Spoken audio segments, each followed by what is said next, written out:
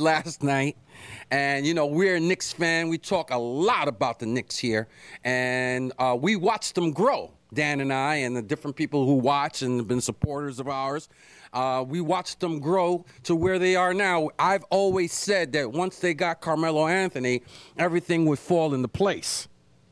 And after the whole situation with Mike D'Antoni got rectified, D'Antoni put in his resignation.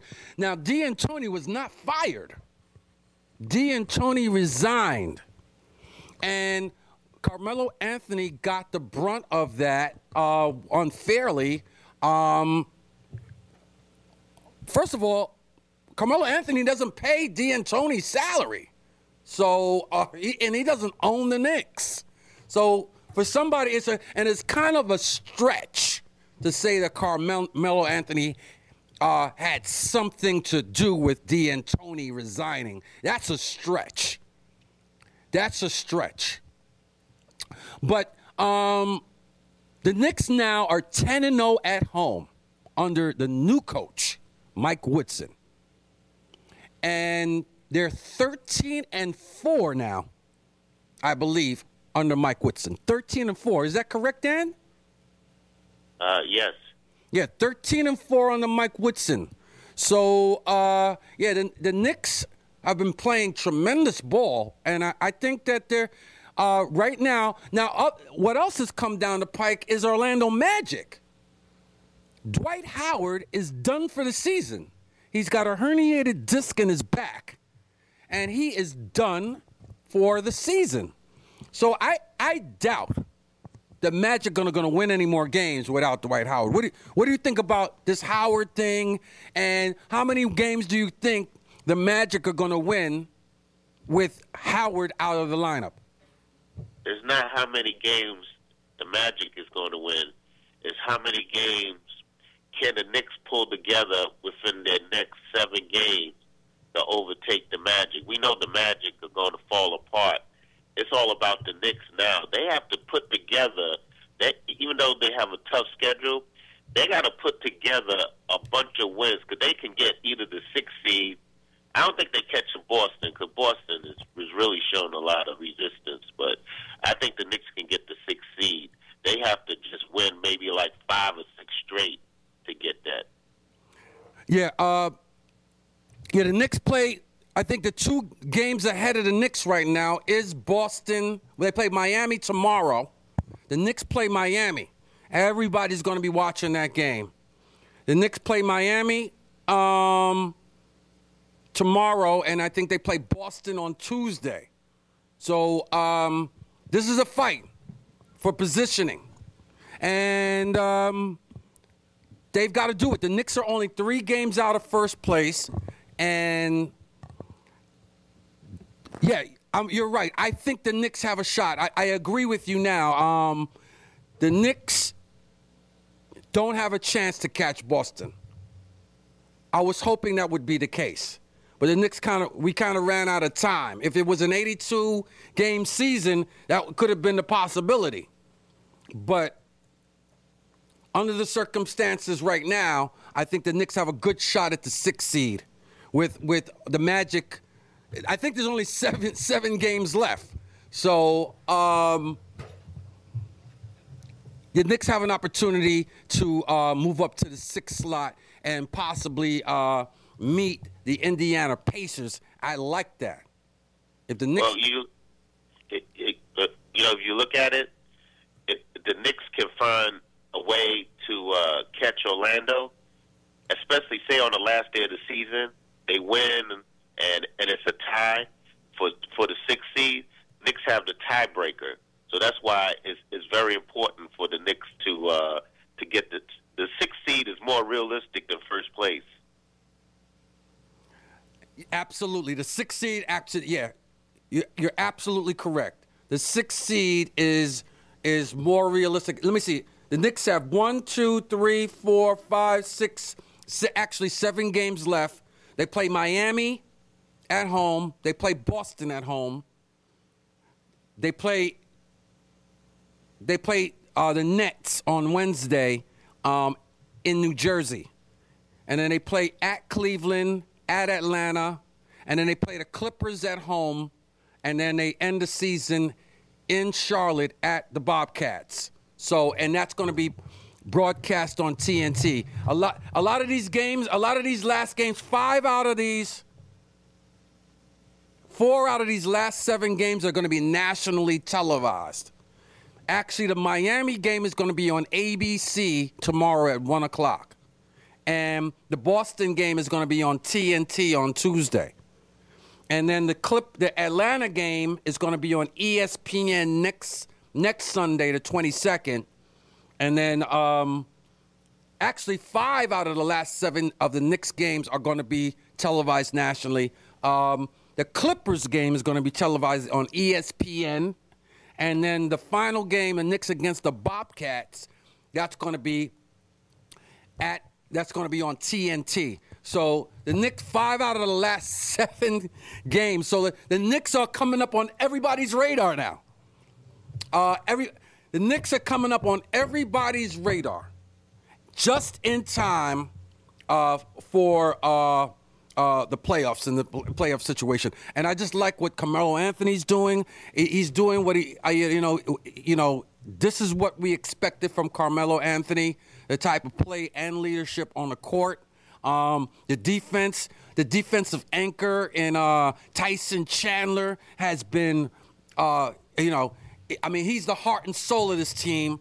I mean, the acquisition of Tyson Chandler, he's been fearless on the defensive end, and he's almost like a teacher. You can see him telling guys where to go and stay with your man, and he's an excellent leader on the court. And that is the unsung hero of the Knicks. We also have Iman Shumpert. Have to say, can't mention enough about him. He's got to be. I saw a poll the other day. I don't want to say where, but I did let them have it on Twitter. I let them have it. They put up like 8 rookies. Which one should be Rookie of the Year? And Iman Shumpert wasn't on the list. Are you serious? Hoops World? It was hoopsworld.com. I have to say it. Hoopsworld.com had email them and tell them, why isn't Iman Shumpert? Twitter them and tell them, why isn't Iman Shumpert on this list? They've got, pick your Rookie of the Year. And don't have Iman Shumpert? Are you serious? What he has done, first of all, and what I sent them, because I tweeted them a couple of times. I sent them a list of the top steals. Iman Shumpert is 5th in steals. But the thing about that list, and I want you, if you're a basketball fan, if you're a hardcore sports fan, go look at that list and look at the names that are on that list of the people who lead in steals. And if you look at that list, there's not, number one, there's not one rookie on there.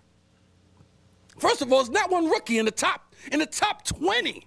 There's not one rookie. Iman Shumpert is 5th in steals. But you also have the heart and soul of the NBA on that list. LeBron James is 4th in steals. Iman Shumpert is 5th. So and Russell Westbrook is 6th. So you've got Iman Shumpert sandwiched in between LeBron James and Russell Westbrook. And if you go look at that list, go look at that steals list. Who are the steals leaders in the NBA? And it's the heart and soul of the NBA. And it's a travesty not even to mention Iman Shumpert as a candidate. People talk about Iman Shumpert as if he were a veteran. People, when I hear different commentators talk about him and his demeanor on the court, and I hear people talk about Shumpert, this is his first year in the league. So, what do you, am I outrageous about this, Dan, or what? No, he should be mentioned. I think Shumpert is probably maybe the second or third best rookie behind Kyrie Irving. Yeah, no doubt. Iman Shumpert should be mentioned. I mean, his defensive prowess on the court is unparalleled. And he's a rookie. He's going to have every which way is up with this kid. This is his first year in the league. Man, this kid is going to develop really into some player. Now, also, I mean, we can't mention every Nick, but we got to mention my man, J.R. Smith. J.R. Smith. I knew when they got him, and I was one twittering the Knicks. I was like, you better get this guy. This guy's coming out from China. You better get him. And they got him. They got J.R. Smith, and he has been one of the reasons that I watched a Denver game. I watched the Denver game. I forget what year it was. But J.R. Smith came off the bench. This was a nationally televised game with Denver. J.R. Smith came off the bench and scored 42 points off the bench. I said, wow, the Knicks got to get this guy. And, you know, this guy is, that was one game. And people talk about his three-point shot, which he does. Listen, another thing about J.R. Smith, it just came to my memory just now. The record for threes in a game is 12. That's the NBA record. There's only two players that Kobe Bryant and somebody else. I can't remember who the other person is because I looked this stuff up.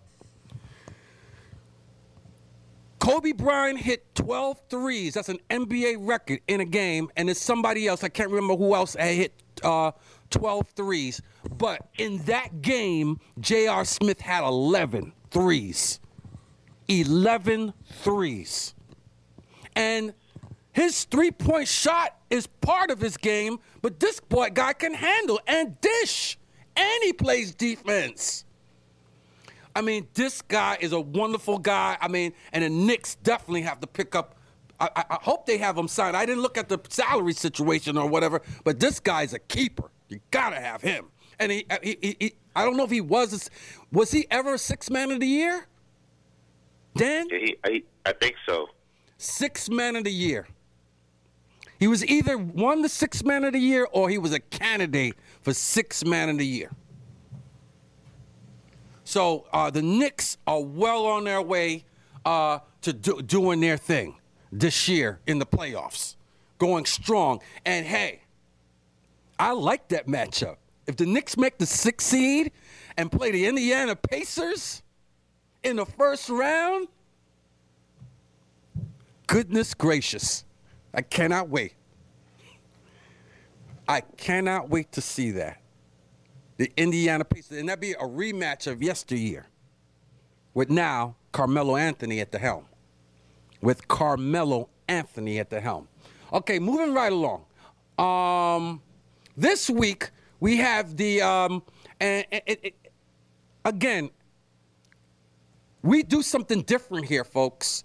If you want to hear something repeated of what's going on sports radio, then you're watching the wrong thing. If you want to hear us just parrot what's going on sports radio, then you just turn us off right now because we're not parrots. A parrot is a brainless animal that just repeats whatever it hears. That's not us. We have a brain. We have a brain here. That's one of the reasons why we start the show. Just like, for instance, sports radio says Isaiah Thomas. And see, without thinking, see, that's what happens with sports radio. People listen and they become parrots. They listen to what these other guys, I'm not going to mention their names because there's a bunch of them. And people just repeat. And you could tell when you have a conversation with somebody, you're like, I'm like, where did you think that stuff up? And you figure it out. They heard it from sports radio. But the problem with sports radio is They're giving you misinformation, and they're not telling the whole story. Just like, for instance, the Isaiah Thomas situation. Oh, Isaiah Thomas was a bum, blah, blah, blah. But once you do your research and find out why Isaiah Thomas was having a hard time here with the Knicks, and that you put anybody with the Knicks in 2006 or 2005 or whenever Isaiah Thomas started here, that nobody else was going to perform any miracle to get to the Knicks to get a championship, then you'll understand that if you put anybody, Phil Jackson, anybody, Red Auerbach, you could have brought a genius in here to run the Knicks. You could have gotten a worse. I think Isaiah Thomas actually did the best with what he had at that particular point in time. So, but like parrots, people just, and so now we're getting back to another issue because it came up this week. You have the director of the union of Major League Baseball stating that performance-enhancing drug, the people who've been caught or because there are a number of players that have been caught with performance-enhancing drugs. He made two controversial statements this week. He said that the performance-enhancing drugs, those guys should get in the Hall of Fame, and I agree. Also, he said, his name is Michael Eisner. He is the union chief of Major League Baseball Players Association. He also said that Pete Rose should be in the Hall. And I've said that a number of times. So radio will say Pete Rose doesn't belong in the Hall. He did whatever he did 30 years ago. He did whatever he did 30 years ago, and he doesn't belong in the Hall. Okay. But I take a different approach. Definitely not. Let's talk about the performance-enhancing drugs because I did my research about this. And I'm a little concerned and I'm a little twisted. And Dan, I was supposed to send you this list. I'm going to send it to you after the show. But there's a list out there of players that were caught with performance-enhancing drugs. And I'm looking at this list, and I'm saying to myself, if performance-enhancing drugs are supposed to enhance your performance, what happened? Because if you look at the list of these guys, there's no superstars. I thought performance-enhancing drugs were supposed to make you a superstar. There are guys getting caught all the time with performance-enhancing drugs. So if they're enhancing your performance all these years or what have you, where are the results? I think the whole thing is a charade. It's a bunch of nonsense. And it's just another way for the baseball writers and the elite to control baseball. Because this stuff is nonsense. You've got guys like Barry Bonds and Roger Clemens who go out there day in and day out and play the game, blood, sweat, and tears. And you get these other guys who write and have opinions, who never played the game, some of them, on judgment of these players, and it's not fair. Now, get into Pete Rose. Pete Rose, and I'm talking about guys that I really didn't like as players. Like, for instance, I wasn't really an Isaiah Thomas fan.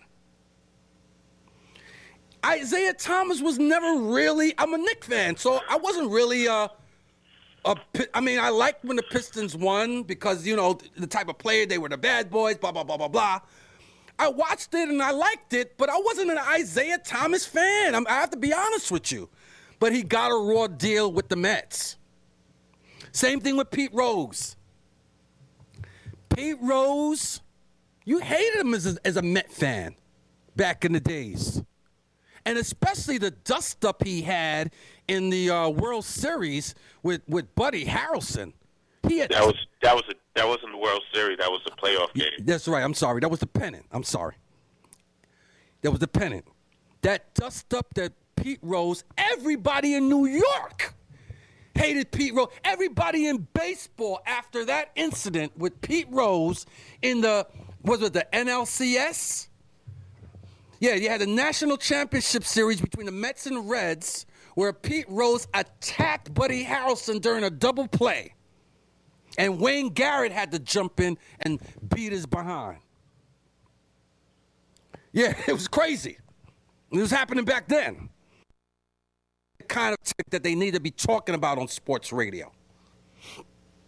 Pete Rose belongs in the Hall of Fame. Mets, Yankees, Phillies, it doesn't matter. This is about the game. There's guys that don't even belong in the Hall. And I don't even want to tell you who they are. There are guys who got elected. In actuality, these actual last couple of years in baseball have been a joke as far as the guys. I forget their names. But the last couple inductees have been crickets. Crickets. You could yawn at the names of the guys that got inducted in the Major League Baseball Hall of Fame. The Rose's jockstrap. One of those guys that they just inducted into the Hall. Baseball, get it together. I don't know how you're going to do it, but you got to put Pete Rose in. Absolutely, 110%. He's the best, one of the best leadoff, the best. Ricky Henderson, Pete Rose, the best leadoff batters of all time. Rick Henderson got in. Ricky Henderson's in. They try to keep him out too.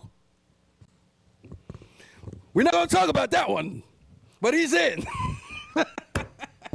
You got anything to say about this, Dan? I mean, Dan is a big baseball fan. No, you're correct. Yeah. Pete Rose is, like I said, we're not Pete Rose fans. You'll never see me wearing a Pete Rose shirt or Cincinnati Reds. I don't even think I've owned a Cincinnati anything in my life. But he belongs in the Hall. Pete Rose belongs in the Hall of Fame. You have any picks this week? I mean, we got the Preakness is coming up, right? Kentucky Derby's coming up. You got any picks for us real quick? Yeah, I don't have the numbers, but you can check out NBC at 6 o'clock. I think it's between 6 and 7 o'clock. There's two big giant races, the Arkansas Derby and the Bluegrass Stakes. Those are the premier races for the Kentucky Derby. And I'm picking Bodemeister in the Derby here, the Arkansas Derby. I don't know the numbers because I just have the sheet. I'm picking Bodemeister for those fans out there who are into horse racing. Y'all know who Bodemeister is. This is a Bob Baffert trained horse. I'm picking him to win.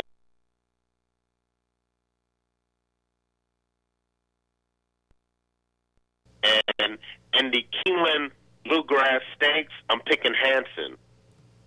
And Hanson is the number 4. Those are the two top horses, Hanson and Bodemeister. Hanson, beat Union Rags, of course, who are the other top contenders in the Breeders' Cup at Churchill Downs. So he's a premier horse. And also Bob Baffert has 2 horses in the Arkansas Derby, Bodemeister and Secret Circle. So just check out those races, those who trying to handicap Kentucky Derby. And that should be it. There's one race next week called the Lexington Stakes, but these races should give a complete listing of who's the contenders for the Kentucky Derby. No doubt. We got a minute left. Dan is always our resident horse race. What happened to Union Rags? He fell off because he came back, fell to third place in that other race. Yeah, he didn't get a good ride only because Padrino, the jockey of El Padrino, was parked outside. So he tried to block him to keep him from running because the jockey El Padrino thought that he had the horse to beat Union Rags, but he had no horse. So in the stretch, Union Rags had a rally, but he came up short. I like the race because I don't know if he can get